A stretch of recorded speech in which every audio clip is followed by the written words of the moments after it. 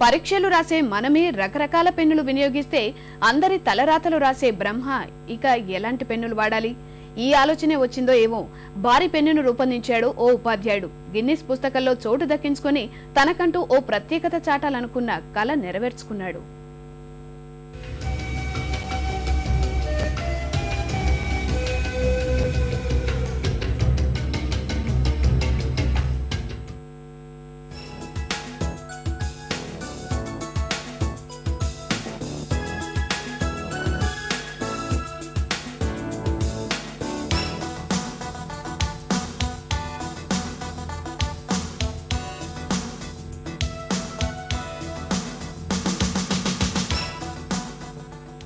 వీరంతా భుజాలపై మోసుకొస్తోంది ఏ తాటి చెట్టో తుమ్ము ముద్దో కాదు, మనతో అక్షరాలు రాయించే పెన్ను.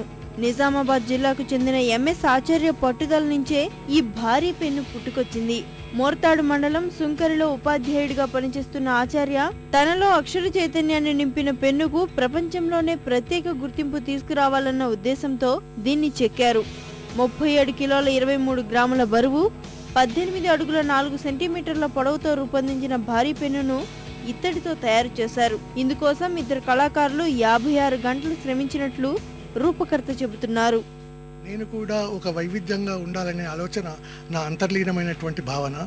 దాన్ని ఆధారంగా చేసుకుని కాలక్రమేణా మరి చిన్ననాటి నుంచి నాకు జ్ఞానాన్ని, విజ్ఞానాన్ని, వైవిధ్యాన్ని, ఆలోచనలు పంచినటువంటి కళాన్ని ఒకసారి ప్రపంచవ్యాప్తం చేస్తే ఎలా ఉంటుందనే ఒక ఆలోచనతో కాలక్రమేణా వచ్చినటువంటి మార్పులకు అనుగుణంగా ఒక భారతీయ పాలన రూపొందించాలనే సంకల్పం కలిగింది. దాన్ని ఆర్థికంగా ఎన్ని ఒడిదొడుకులు ఉన్నప్పటికీ దాన్ని ఆర్థికంగా అధిగమిస్తూ భారతదేశ ఔన్నత్యాన్ని ప్రపంచవ్యాప్తంగా చాటి చెప్పాలి.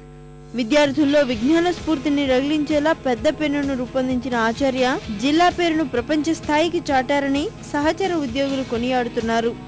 మన రాష్ట్రంలో ఉన్నటువంటి మేధావులు ఎందరో ఈ పెన్ను వెనక ఉన్నటువంటి కృషిని గుర్తించి రాష్ట్ర స్థాయి నుంచి ప్రపంచ స్థాయికి తీసుకెళ్లడము అభినందనీయమైనటువంటి విషయము.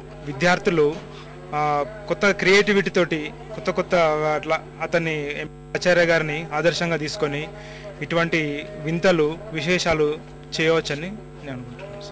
ప్రపంచ గిన్నీసు రికార్డునకెక్కి ఘనత సాధించిన ఆచార్యునికిదే వందనం. ఈ పెన్నును ప్రధాని మన్మోహన్ సింగ్ కు అంకితం ఇవ్వాలనుకుంటున్నట్లు ఆచార్య చెబుతున్నారు.